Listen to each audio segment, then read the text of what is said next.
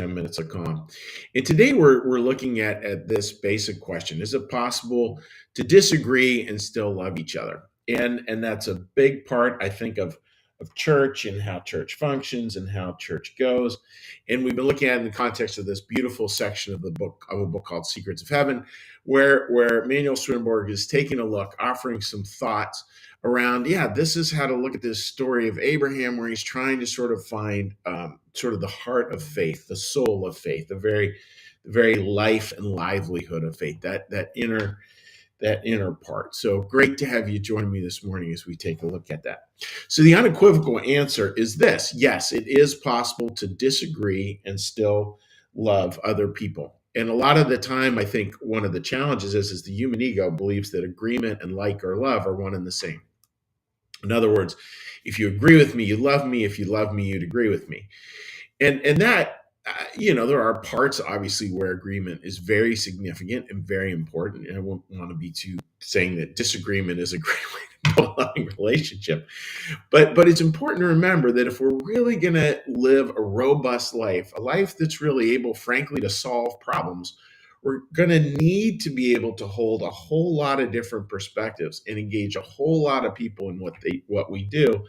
And that's how stuff starts to grow. Here's the words he's using, and he's talking here. You'll hear the phrase ancient church. So he believed there were these eras of faith, and one of the old ones is just referred to generically, kind of as the ancient church. So you kind of think of a church movement, much like Christianity, that was very, very old. Right after the flood, the ancient church was like this, even though it was scattered throughout many countries. These countries differed greatly when it came to doctrine. So there was this church, but this church, anywhere you went, they believed very differently, very different sets of beliefs. But they still made neighborly love the main focus, and they regarded worship not from the viewpoint of doctrine, a matter of belief, but of charity, a matter of life. So we have belief or life. So they saw that really the essence of it in terms of worship itself. And you think about how we get into worship wars, like who's worshiping the right way, who's worshiping the wrong way. It's like, worship is just, to them, it's like, it's just a belief. But really, this is all about a matter of life. And that's what actually matters is how you live, how these things go forward out there into life. And goes on to say that is meant by the statement in Genesis 11, verse 1, that they all had one language and the same words. So we all share one language. Now there's an interesting flow here, and this is super important, I think. The flow is that you have this one church movement per se, and then it goes out into many, many, many different perspectives, which appears to be how God has it set up. So it goes out into these many different perspectives, many different doctrinal positions. But all those come back together because you have love and service at the core. So it goes out into all these different things, but then it always has to tie back in very strong, rich, and fulfilling ways. That's critical, folks, because it's so easy, whether you're talking in the new church, the Catholic Church, the Jewish church, the Jewish religion, I should say, all these different perspectives, that it's so easy to just get caught out here into all the differences and not come back to here, which is what will pull it all back together. And that's very, very true as well in terms of how we live our life.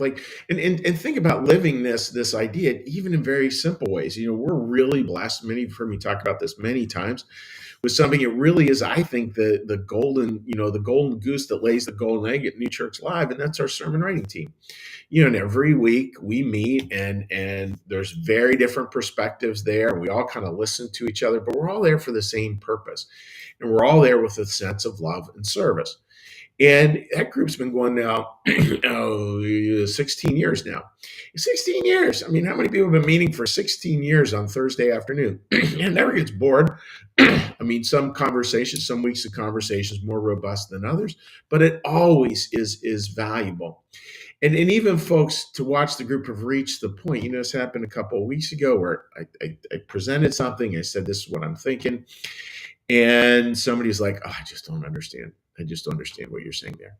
And it's just that can happen because there is this deeper sense of love, and it is possible to disagree and still love each other. And that actually, and this is the important part, it actually makes everything better.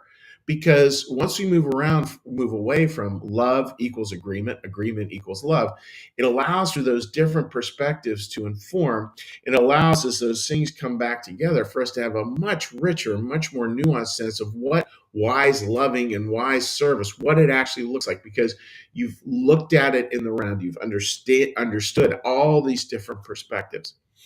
And it's a call for all churches just to do not believe that the job of a church is some homogeneous doctrinal stance once and for all. Here it is. That's not what the new church teaches, and it's not what we offer. We have lines like this, and if you're going to be very, very doctrinal, guess what? You're going to embrace a lot of different doctrinal perspectives. How does that sound? Or as someone said years ago, and I like to repeat it, in the new church, we are very fundamentalist about being very ecumenical, which is a powerful perspective, I think, to hold. So, friends, that's what I got for you this morning. I hope that makes sense.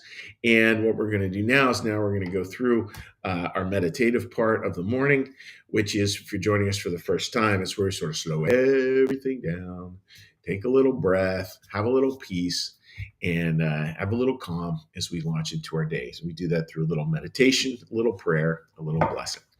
So first part is we're going to take a breath, and I'm going to ring a prayer bell. You listen to the prayer bell until it stops ringing to quiet our minds. So take a big breath with me.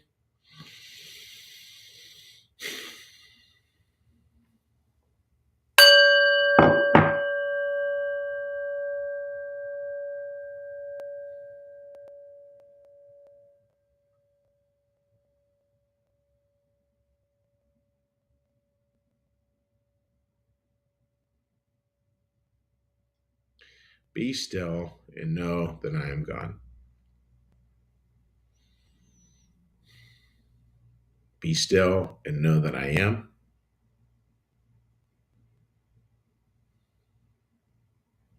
Be still and know that I.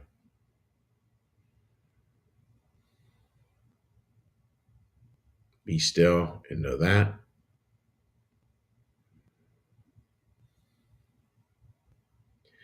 Be still and know.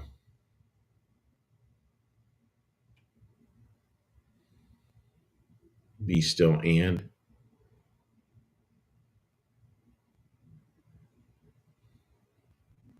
Be still. Be.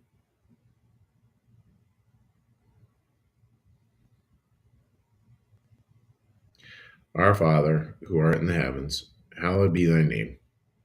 Thy kingdom come, thy will be done, as in heaven, so upon the earth. Give us this day our daily bread, and forgive us our debts, as we also forgive our debtors. And lead us not into temptation, but deliver us from evil. For thine is the kingdom, and the power, and the glory forever. Amen. May the Lord bless you and keep you. May the Lord make his face to shine upon you and be gracious unto you. May the Lord lift up his countenance upon you, bring you peace, and bring you home. Amen. All right, dear friends. I hope that makes a lot of sense, and I hope you got a wonderful day ahead of you. And now let's take a quick poll here on Facebook and see what folks are thinking this fine morning. All right. Kim, good morning to you, and totally agree. Good morning to everyone else joining us as well. Let's take a little peek over here. All right, a couple more comments over here. Greg, good morning to you, buddy. Nice to see you joining us there, Greg. All right. Sorry about this, folks. I feel like I'm flummoxing around here a little bit. Okay, there we go. Marcus, good morning to you, and I hope you're doing well. Linda, good morning to you, my dear friend. Susan, good morning. I hope you're doing great as well. Brid, thank you for joining us so much. And Sherry, always great to see you. Good morning from Tennessee and good morning from Bernathen, Pennsylvania as well. So friends, wishing you all the very best. God bless you on your day, and we will chat with you again tomorrow. Take care. Bye-bye.